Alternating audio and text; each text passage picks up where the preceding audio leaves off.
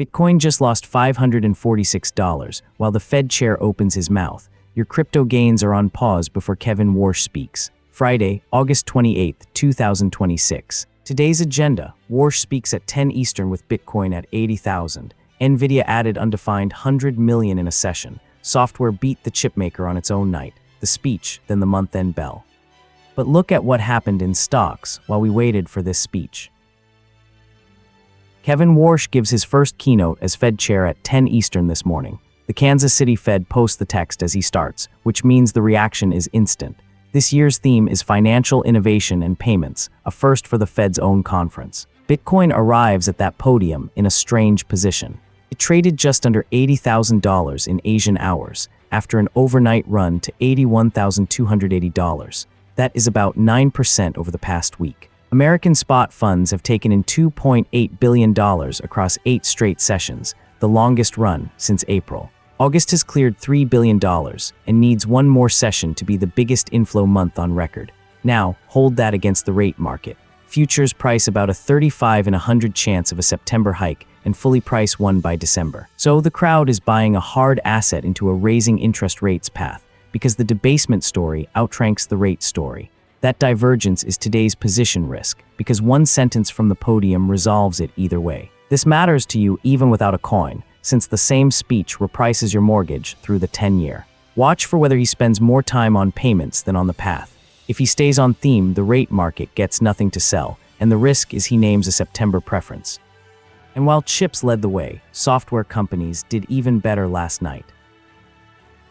Thursday belonged to one singular report that dictated the entire market's trajectory.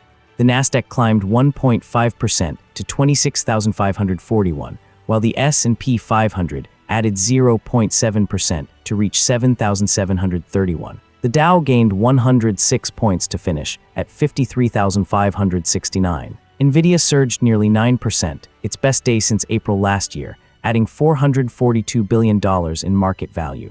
This single move masks the reality beneath the index level. Most shares in the S&P 500 actually fell Thursday. Hormel dropped 10% after missing earnings expectations, and advanced micro devices finished lower despite the chip rally. Consequently, the entire index gain came from a handful of names, meaning money flowed into a specific story rather than a broad sector. Such narrow breadth is fragile. One reversal can take the index with it.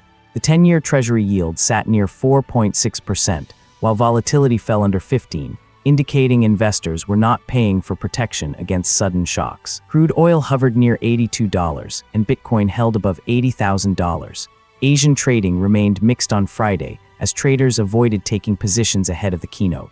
Watch for the close rather than the open, since the final session of August rewrites everyone's monthly results. This concentration mirrors the 1999 dot-com bubble, where tech giants carried the entire market, before a brutal correction wiped out gains from non-tech sectors. The mechanism is clear. Massive capital flows into AI infrastructure create an illusion of broad strength, while underlying health for traditional industries deteriorate. Investors must recognize that, when only 2 or 3 stocks drive a major index higher, the risk-reward profile shifts dramatically against them. A single earnings miss in the semiconductor supply chain could trigger a cascade effect similar to 2000, where overvaluation met reality with painful speed. The low volatility reading suggests complacency is setting in, ignoring that historical patterns show such narrow breadth often precedes sharp corrections.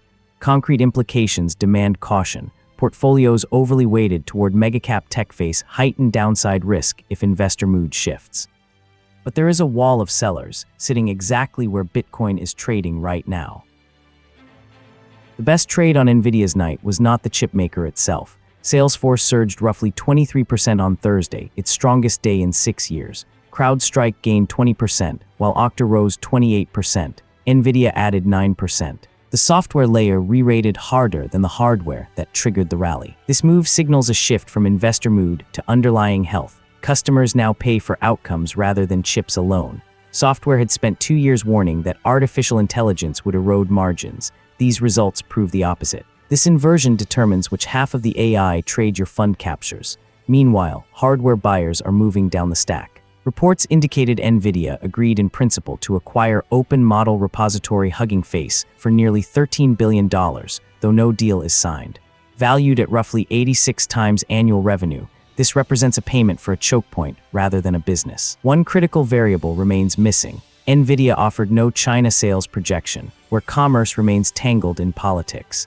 Investors must watch if software holds these gains for a week. A one-day re-rating is merely a squeeze, while a month indicates a trend. The risk lies in mistaking one strong quarter for a structural shift. A wall of sellers sits exactly where Bitcoin trades. One analyst desk described a squeeze hitting a defined population between $77,100 and $80,000. That band defines the entire argument. Spot demand has absorbed that supply for 8 sessions, keeping prices supported rather than allowing a breakout. Solana pushed above $100, leading majors higher into Friday. Rotation into the second tier usually occurs because the first leg finishes and capital hunts beta. The honest caveat: Bitcoin is up 9% over the past week on a macro story, not a crypto one. Nothing changed in technology or regulation, meaning your position is a macro bet. Watch whether funds buy another session today. If they do, August takes the record, but the risk is that everyone who wanted in already has. Now let's talk about what could change everything before August ends.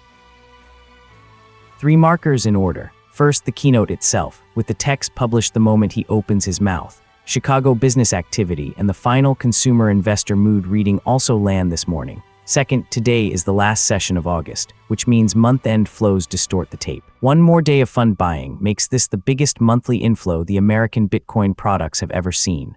Third, the September decision is 19 days away, and the decisive number before it is the August inflation report on the 11th. One large bank expects structural task forces rather than explicit company outlook, because he dislikes forward company outlook. Watch for the text itself rather than the headlines, because the wire summaries lag the document by minutes. Here is my call. I think the 10-year finishes today lower than it started, because a payments-themed speech hands the rate market nothing to sell. Here is what would prove me wrong. If Warsh names a September preference from the podium, that reverses inside a minute and the long end goes with it.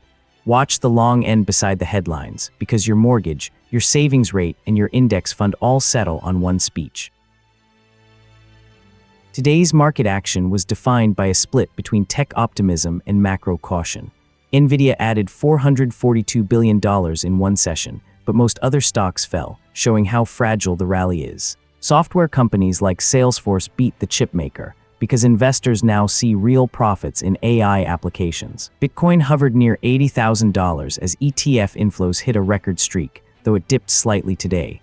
Gold climbed to $4,665, while